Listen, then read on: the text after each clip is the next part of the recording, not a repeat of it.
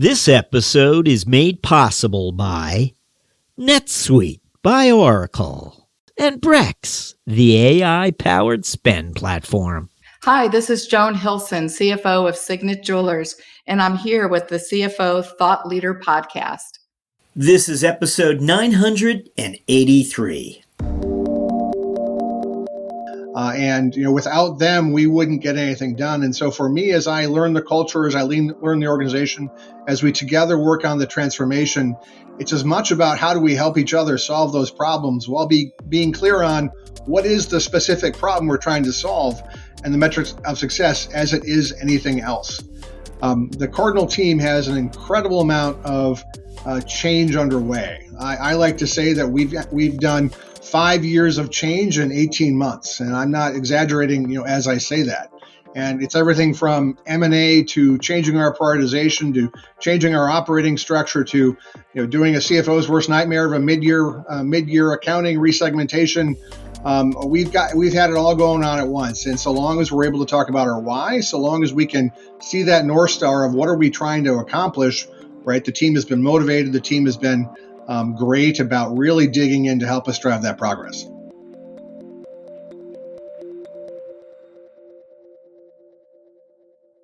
Hi, it's Jack. On today's episode, we speak with Aaron Alt, CFO of Cardinal Health.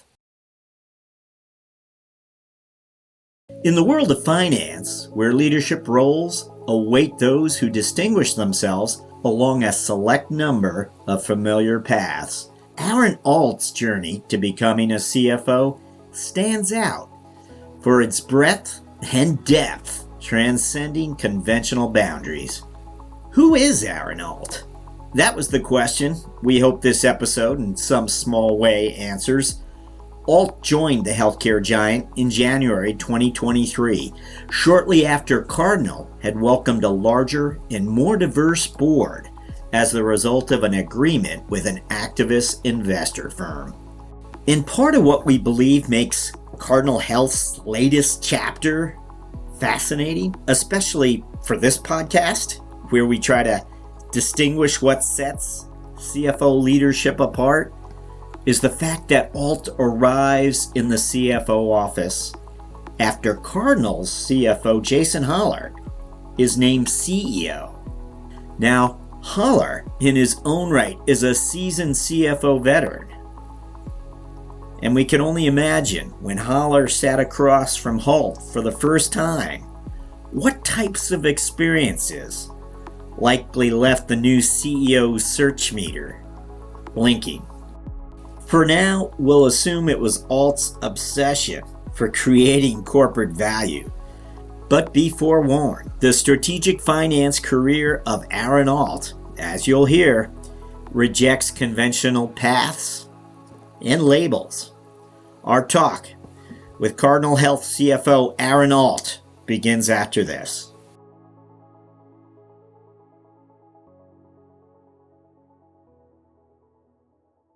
CFOs and controllers, does expense management feel like a necessary evil?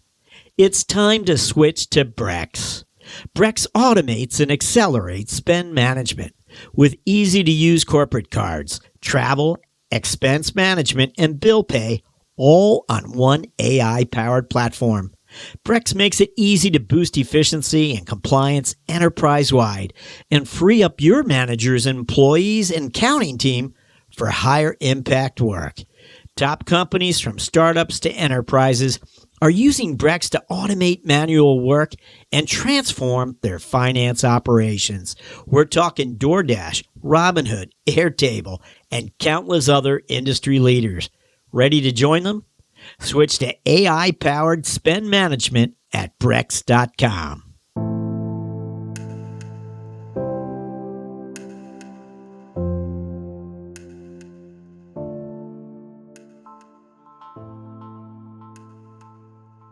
Hello, we're speaking with Aaron Alt, CFO of Cardinal Health. Aaron, welcome. Jack, I'm delighted to be here. Thanks for having me. Aaron, we always begin by asking our guests to look back for us.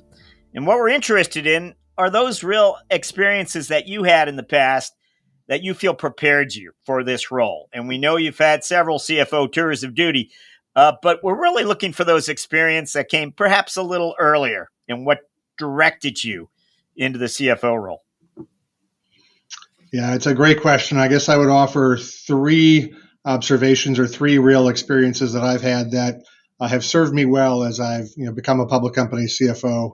And they're across a couple of different positions for me, so they've been reinforced. So let me give those to you. The first is many of the jobs I've had have been very focused on how do we identify and execute against shareholder value creation.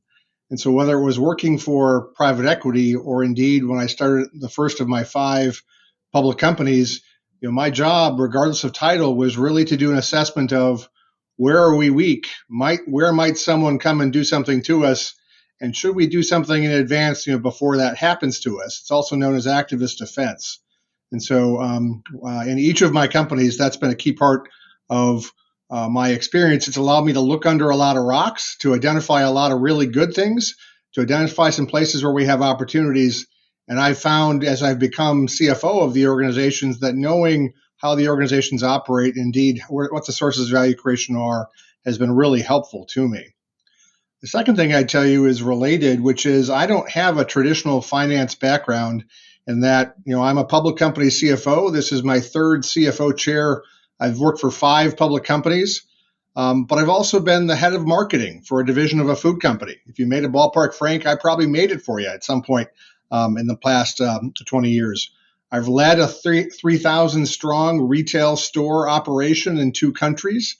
I've had to lead and reorganize a significant national supply chain operation. I've been a lawyer. I've done M&A.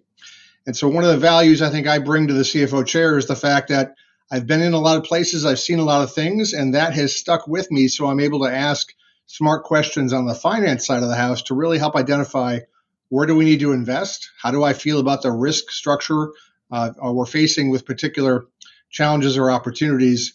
And how will the numbers tie to the actual operational results and plans that we have underway? So that broad experience set has been a great opportunity for me.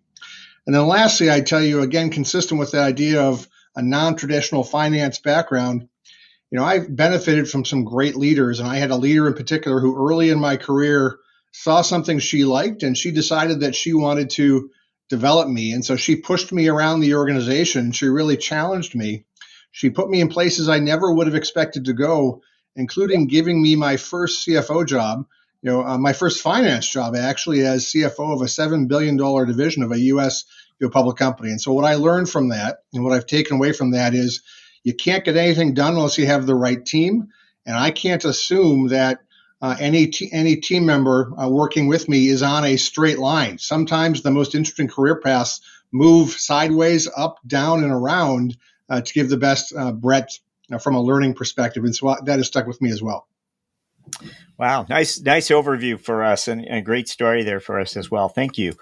I have to ask you to step back to your career kickoff, which was in the law, in which you had a degree from Harvard Law School. You become a partner in a law firm. We've had finance leaders with law degrees who are a lawyer for a number of years. I don't think we've ever had a partner. When you do leave the law and you step into a role, I think at Sara Lee, what are you thinking? What's driving you? What's going on? Yeah, well, I enjoy a good challenge. I enjoy the problem solving. And part of what I learned from being a partner at Kirkland in London is that there is a lot of opportunity out there in the business world. And I was working for largely private equity clients, and my job was to fly around the world and do deals, right? So I was getting to know management teams, getting to solve interesting problems. But the private equity folks taught me something. What they taught me is there's 3 important things in their model: who's got the money, what the relationship is, and what do the words say. And what I discovered is, as the lawyer serving them, I was working on the 3rd most important thing. So part of my effort, what's driven my entire career, has moved from working on the words up to working on the relationship and working on the money. And now as CFO, I think I've accomplished that objective. Yeah. Now, again, at Sara Lee, and just prior to you stepping into a CFO role. You explained to us about Ballpark Franks. At one point, you're running marketing.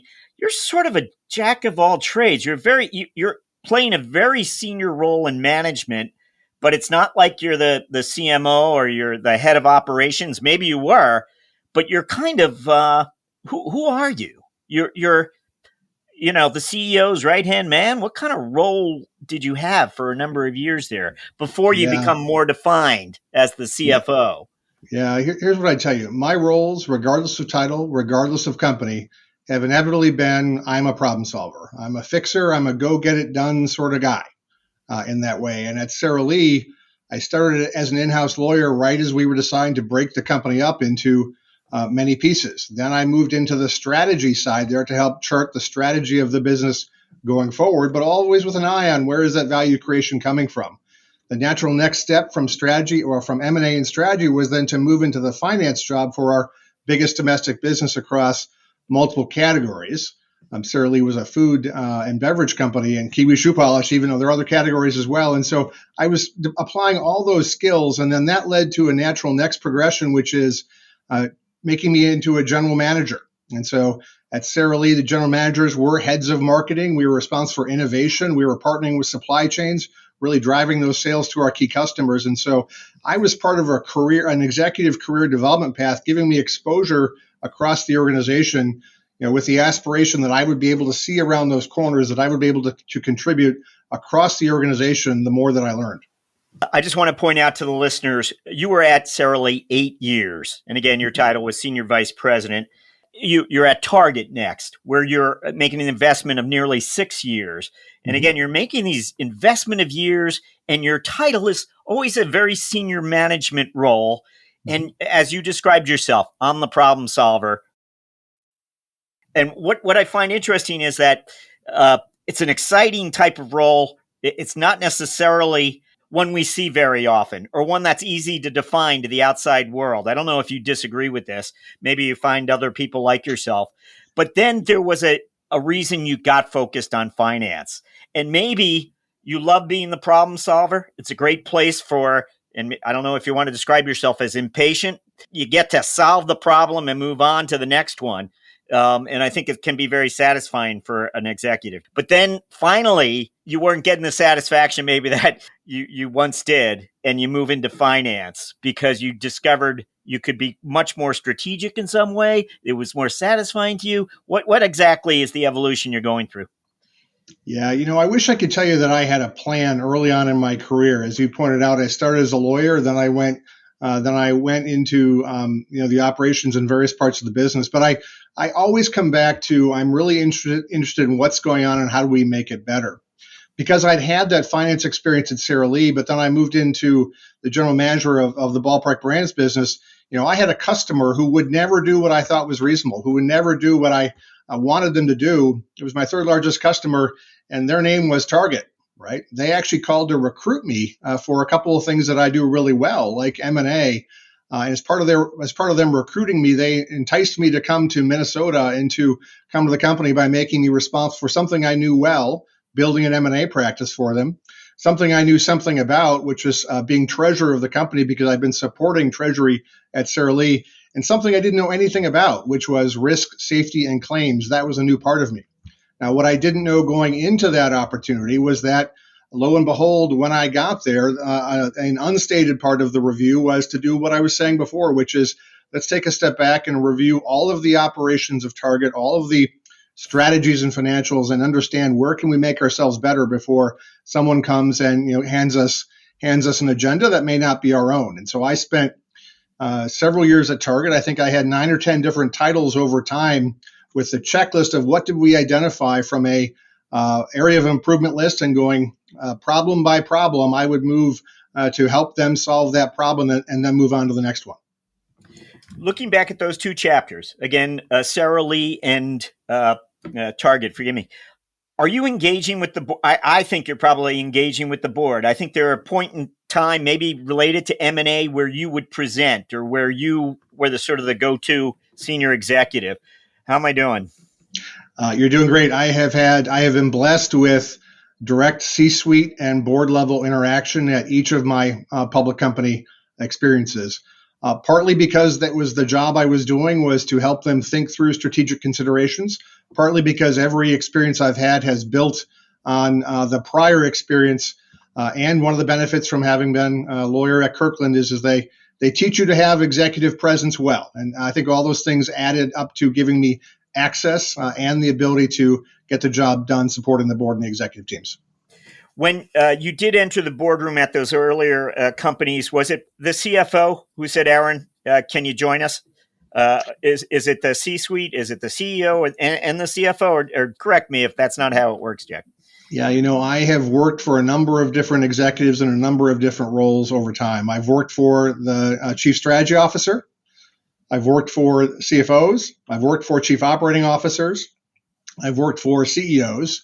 Who I've worked for hasn't mattered so much as what I was doing and their confidence in my ability to attack a problem and bring them thoughts and recommendations for them to consider as we charted our path going forward. And so I've been blessed, with that experience. I've also been blessed to work for a number of senior executives who, like me, have moved around the organization as part of their own development path. And so I was able to watch what they did and learn from them at the same time. You opened up talking about value creation. Very, very quickly it came out. Is that the path suddenly? Aaron is the one who really can help us understand better where we're creating value and where we're not. Does that become part of who you are to the CEOs of these companies? Yeah, well, I'm not the only one that can do that. Certainly that has been a keystone in my personal career. It's the case that each of the public companies I've been blessed to work for, they have been worried about or have been threatened with an attack or have actually had to engage with an activist during my time there. And so you heard me reference earlier doing what we should do before someone does it to us. That's been a key part of the portfolio. And each of my companies, that has been part of the opportunity. Indeed, at Cisco and now more recently at Cardinal, the smart money activists were actually on our board, while I was sitting in the CFO chair. And so I've gotten to see everything from an approach through working hand in hand with a partner very focused like us on creating that shareholder value. Okay, I just want to make one more push to see if I can understand what led you to want the CFO title. It seems like titles didn't matter necessarily to you for the tasks you were pursuing or trying to accomplish. And again, I might be wrong about this, but for the last 3 tours of duty, you have been the CFO. And there was at one point in time, did you make a conscious decision? I need to move in. I need to lead finance here. And what was your thinking as to why you did that? Yeah, you have figured me out, Jack. What I would tell you is when Brenda Barnes and Sarah Lee knocked on my door to ask me to go be the division CFO at Sarah Lee, my first finance job, no one was more surprised than me. I'd never thought about being in finance. But I then I've had a great track record, have covered a lot of ground with tax, with treasury, with risk, with FP&A, supporting M&A, right, over a period of years. And never had the aspiration to be a public company CFO until I had gone far down that path. And then ultimately I got that brass ring because someone outside my company who had heard about me, who had heard about the work I was doing, called me to recruit me to be a public company CFO, for the first time. And again, so it was a relationship, I guess, who placed the call, or was it a recruiter? No, it was actually the chair of the board of a public company who was interested in bringing new talent into the company, and he worked his network to find out who they would recommend, and got my name. I'd never met him before, and he called me, and we started talking, and then 2 weeks later, I had 3 members of the board of directors sitting with me at lunch talking about what they were aspiring to do, and it sounded like a really cool experience. And so I upped stakes with my family from Minnesota and moved to Texas. So, as we look here to understand better the mindset that leads finance, I have to believe there were also CEO opportunities along the way. Maybe they weren't as substantial, but no aspirations to be the CEO, at least in the past. for those recruiters who called and said, you have to be the top spot. Yeah, well, look, I've learned never to say never. I've had great career experiences in my time.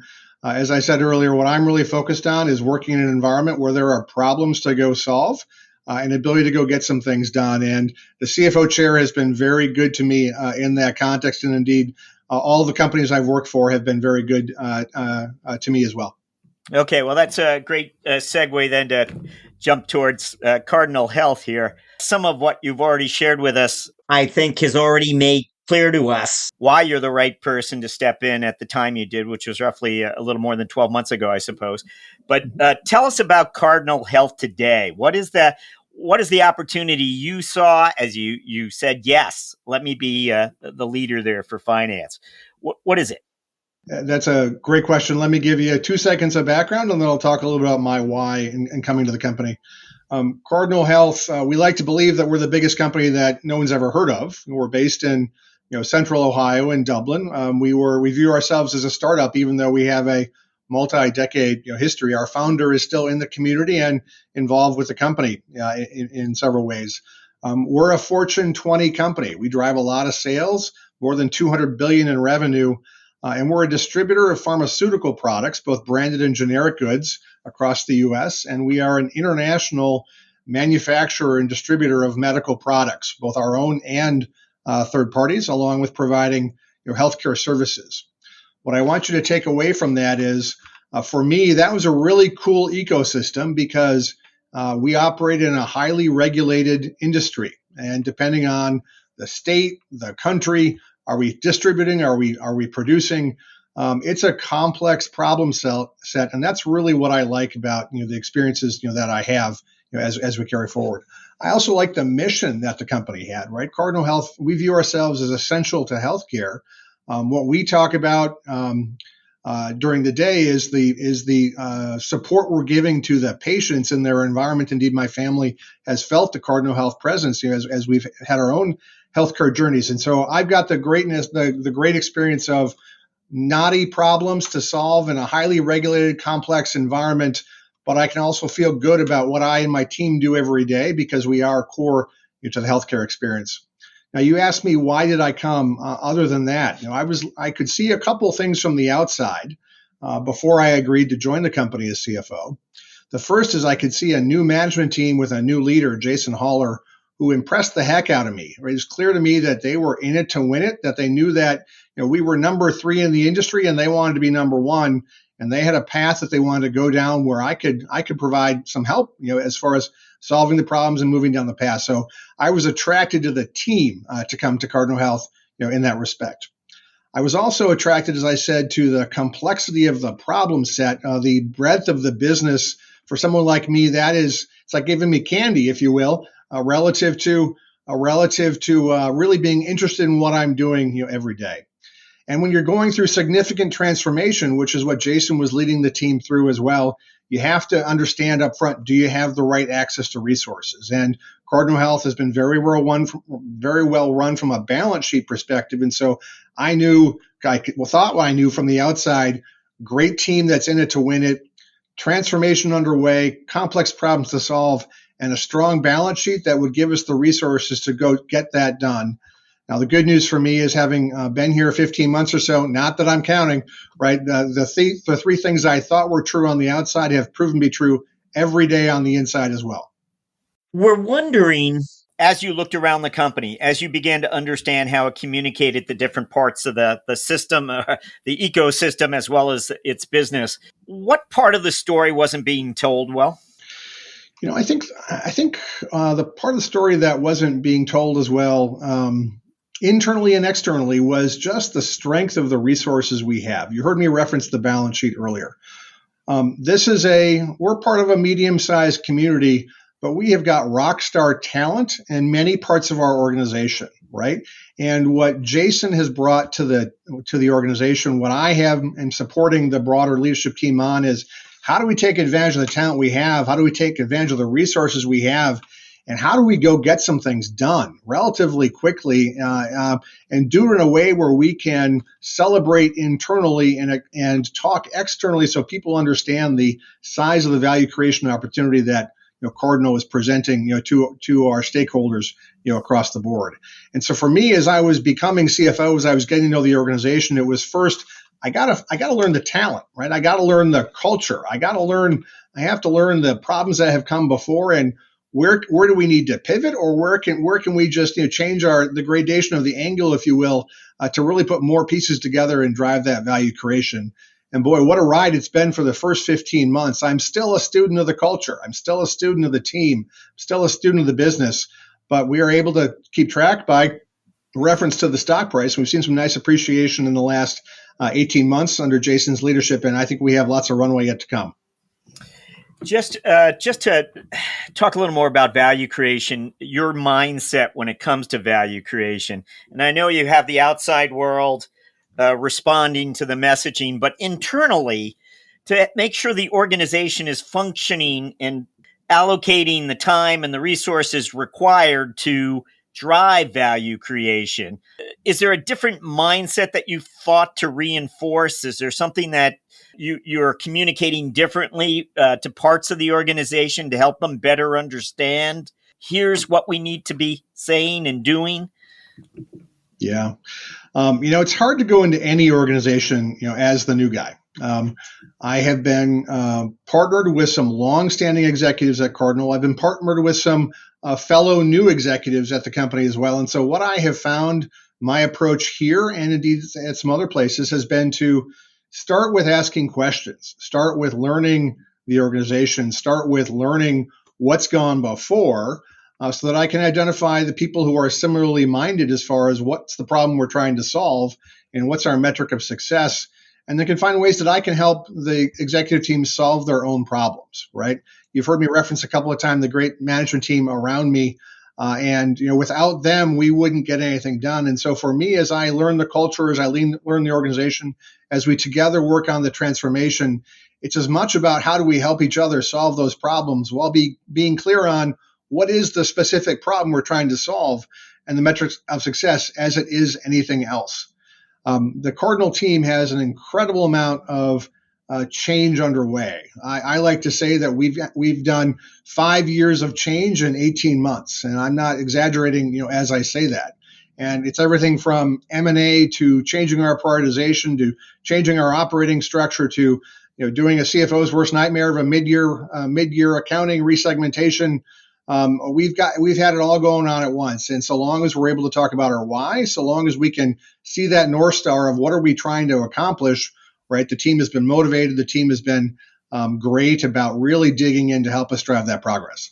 Well, let me ask you about M&A. Is M&A, and I think there's clearly a track record of acquisitions, but are you also likely to sell certain businesses? Is it all on the table? Is it all part of the value creation formula going forward? Yeah. Well, if you're doing the value creation assessment the right way, in my view, you have to start by be willing to look at everything, right? And you heard me reference before that over my time, I've looked under a lot of rocks. Even before I arrived, what Jason Haller and our board had already kicked off was a business review process, and with a committee of the board, our BRC, and our entire executive team, really looking at every asset within our business to assess, what are the healthcare trends? Who are the industry participants? What are our strengths? What are our weaknesses? What are our competitors' strengths and weaknesses? Where do we see the economy going? What do the capital markets look like? Are we the best owner of assets, or are there assets that we can create more shareholder value for our stakeholders by putting in other hands? And that multivariate equation has been something which has been underway this entire time. We've come to the conclusion on all but one part of our portfolio so far. We've announced starting this past June, when we announced that we were retaining, investing, and growing our nuclear precision health business, to this most recent January, where we made the same conclusion on our 3 parts of our business, that we've got reason to win, right? We've got the right team, the right resources. Now we have one part of the portfolio where we have not yet come to a conclusion. That's on our global medical products and distribution business, for which we're providing more external visibility recently.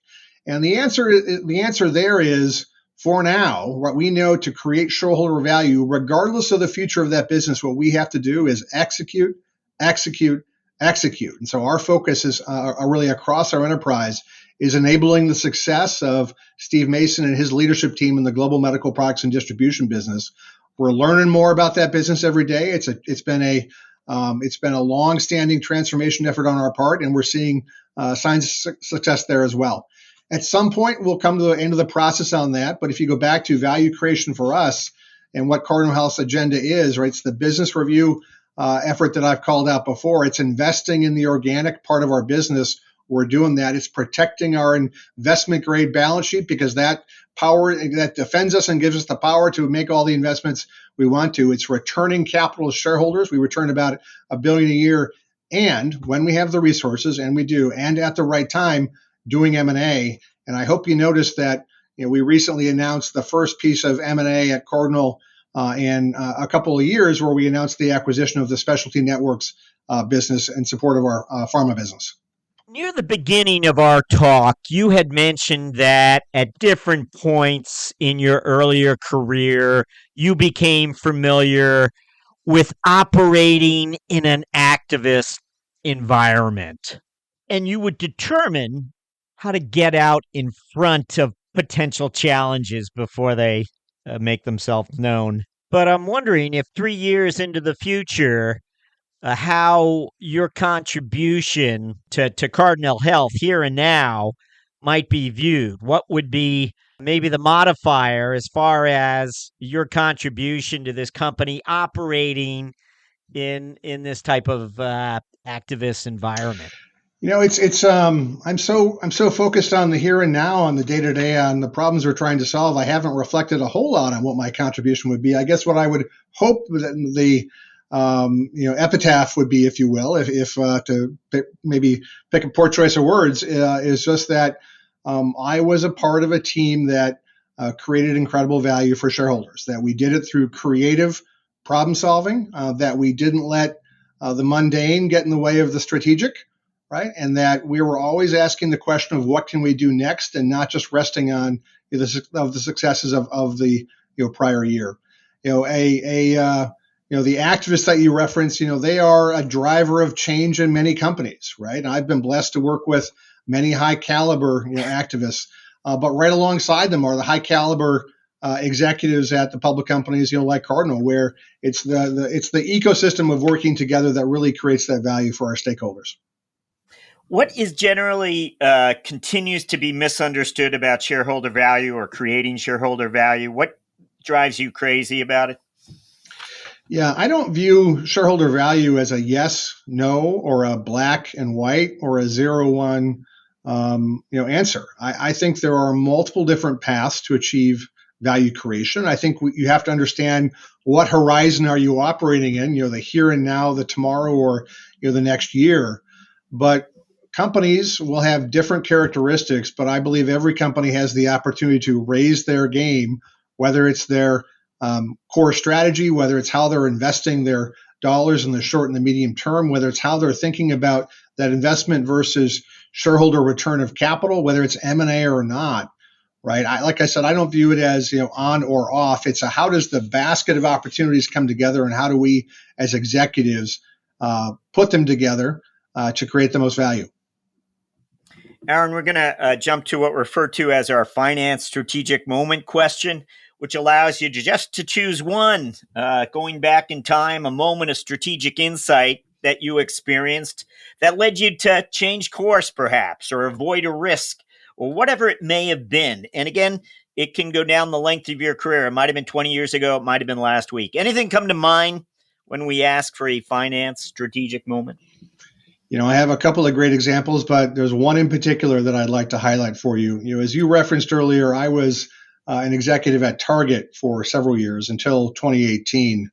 When I joined the company in 2012, as I said, we quickly realized that we had some problems we had to go solve. And that became increasingly clear over a couple of years.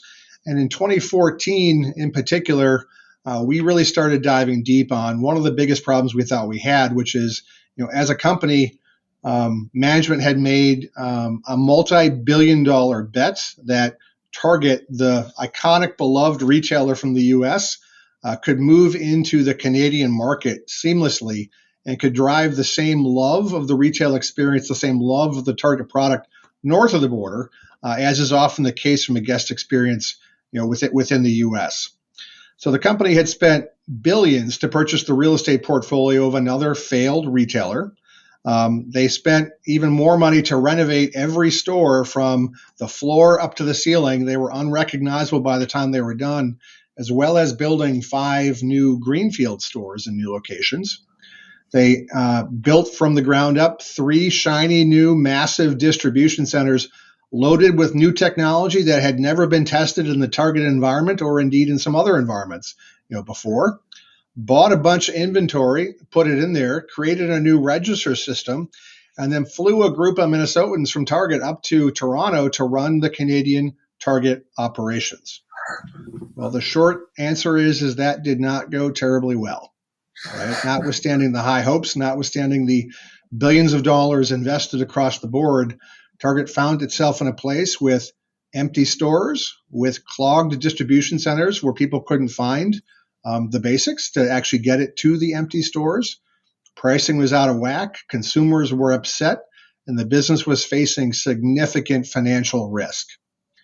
The Target team, including me, but there was a broader team, we spent almost a year analyzing a variety of different scenarios. There were almost 50 different scenarios we analyzed of, do you exit a city? Do you exit a store? Do you go digital in parts of the country? Do you exit the entire market, right? We looked at every possible scenario and every possible gradation, but the conclusion was there was no readily identifiable path that would allow Target to have a return on its investment and allow it to avoid losing billions of dollars more in the next couple of years. Now, that's the context I would set for you. What was interesting for me from a challenge set perspective, indeed was interesting from a Target perspective, certainly, is many companies would have just cut bait. They would have said it's sunk cost, and they would have run for the hills, right? Or run back across the border and hope that everyone forgets that Target had an experience in Canada. Target didn't do that, right? What Target did, and I was a part of this team, and indeed ended up leading the execution as the CEO of Target Canada, was we decided that we were going to exit gracefully. Right? We were going to protect our brand. We were going to protect the 17,000 people that worked for Target in Canada. We were going to protect our suppliers, our landlords. We were going to do it in a way which we thought it would be much more of a graceful exit than just shutting the doors and moving on, or otherwise taking the approach that others did. And so we designed a path in finance, in partnership with strategy, in partnership with guest experience, in partnership with our HR team, discussed heavily at the board, where we would lean in. We would do something that a public company, U.S. public company, had never done, which is we would take our Canadian subsidiary and push it through a Canadian bankruptcy process, but with incremental support from the Target parent company. And so what that meant is I spent 2 years living in Toronto, working with the teams, negotiating resolutions with employees, with landlords, with suppliers, so that Target, when we did finally go back across the border and turn off the lights for the last time, we could do it with our head held high, because we were also very focused on the fact that those same Canadians that were frustrated with the Target Canada experience before that, they were coming across the border to shop at Target US, and we wanted them to keep coming to Target US because they loved our brand before the experience, and we did the right thing by the Canadians, right thing by the operation, so that we could preserve that brand loyalty and certainly protect the brand and protect the business. What I learned from that is finance is important, right? The numbers are critical. The forecast told us we had a problem, but to get to a solution on the problem, it wasn't just about the numbers. It was about the law. It was about the numbers. It was about the strategy. It was about the human element of the business challenge. And importantly, it was about the team working cross-functionally within Target as well as with our advisors to drive the best result we could for all of the stakeholders across the enterprise. that experience was incredibly intense for me. It was one of the hardest working experiences I've had, and it has stuck with me as I think about other business problems, and to really keep an eye on the fact that at the end of the day, even as CFO, it's not just about the numbers. It's about the team. It's about the strategy. It's about all the stakeholders and how do all of those pieces fit together.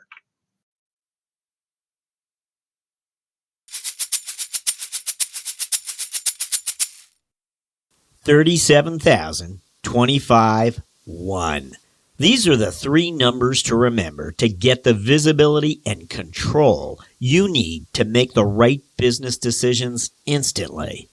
37,000. That's the number of businesses which have upgraded to NetSuite by Oracle. NetSuite is the #1 cloud financial system, streamlining accounting, financial management, inventory, HR, and more. 25. NetSuite turns 25 this year. That's 25 years of helping businesses do more with less, close their books in days, not weeks, and drive down expenses. 1. Because your business is one of a kind, you should get a customized solution for all of your KPIs in one efficient system and with one source of truth. Manage risk, get reliable forecasts, and improve margins. Everything you need, all in one place. Right now, download NetSuite's popular KPI checklist designed to give you consistently excellent performance, absolutely free, at netsuite.com/KPI. That's netsuite.com/KPI.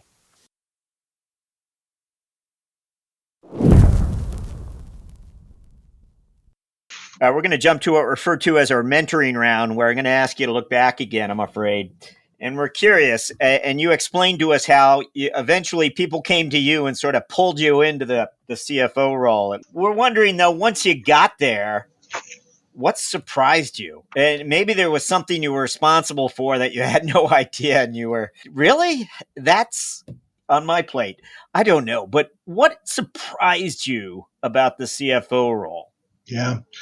Well, I have to confess, I have held CEOs, CFOs, C-suite officers for my entire career a bit up on a pedestal in the context of I assumed that once you achieved those chairs that you were all powerful and you could snap your finger and things would happen. Nothing could be further from the truth. What I like to tell my team and what I've told even my kids is that in my job, I am accountable for everything, but responsible for very little, meaning that I can influence, but day to day, I can't myself make things change. And so it's working with the broader teams. It's understanding how can I provide resources? How can I provide guidance? That's really what the role of the CFO is these days. It's not certainly just closing the books. It's not just providing a forecast. It's how can I help influence the problems we're trying to solve? And it's much more influence than direct. Well, Aaron, we always like to ask our guests to reflect a little on the personal side for us. Is there something that generally most people don't know about you? Something on the personal side? Yeah. I am a huge fan of baseball, right? I have no skills playing the game whatsoever, but in no small part driven by my kids and their own love of the game. I find that my secret best spot to think about knotty business problems is actually sitting in the 8th row, looking out at the field. I may not recognize that a pitch has been thrown, but if there's a little sunshine in the sky and I can sit there and think about business problems, it's amazing the things I can come up with to help me in my days, at the office. And so I really view baseball as the outlet for both getting away from the office a bit, but also to help drive the philosophical and mental clarity on whatever problem it is I'm trying to solve. Just from a geography point of view, I think early in your career, you were in London for 5 or 6 years as an attorney. You returned to the States. It's largely the Midwest. You mentioned Toronto for a 2-year stint. How am I doing? Am I close to your neck of the woods? I've lived in more than a dozen cities, and I've lived in 3 countries as well. I am currently based in Columbus, Ohio, having moved here from Houston and Dallas, Texas. Before that, Minneapolis and Toronto, Canada. And before that, obviously, Chicago a couple of times, London, Boston, and points in between. Okay. Home is where you are. Indeed. Appreciate that. Also wondering what's influenced your thinking over time. And I imagine there have been a good number of books or resources that have crossed your desk. Wondering if there's anything that really you think influenced your thinking or something that you just enjoyed, maybe. Anything you'd like to share with us? Yeah, I'm pretty widely read. There is not one genre necessarily that is my go-to area. A book that I'm actually rereading right now is David Allen's Getting Things Done, which I hope it has some symmetry from how I've described my career. It's really about how do you drive the execution while staying true to yourself and to your teams as well, and doing that effectively and efficiently. And so I have recommended that book a number of times. Thank you for that. Excellent. We're up to our final question for you, Aaron, and we thank you for sharing some great stories along the way here. We would like you to look forward the coming 12 months and share with us what your priorities are as CFO of Cardinal Health. Yeah, unfortunately, I have to geek out a little bit from a CFO perspective because our priorities for the next 12 months are very consistent with our priorities for the last 12 months. I am focusing our team on ensuring that we have a strong control environment. It's obligatory on us as being part of the public company community, right? We're very focused on making sure that we are generating cash everywhere where we can, and that our team continues to expand our knowledge of how do we take our money out of other people's pockets. We're very focused on executing against our business transformation, driving the growth of our pharma business, particularly in specialty, and driving the turnaround of our global medical products and distribution business, while also identifying those pockets of greater growth opportunities with some of our smaller businesses like At Home, Opti, and our nuclear business. And so those are the 4 or 5 key priorities that I have. Indeed, are the same as the priorities that our team has, because one thing we do believe is if we're clear on our strategy, if we're consistent in our strategy, and we're clear on our metrics of success, we can get a lot of things done together. Aaron Alt, thank you for joining us on CFO Thought Leader. Thank you, Jack.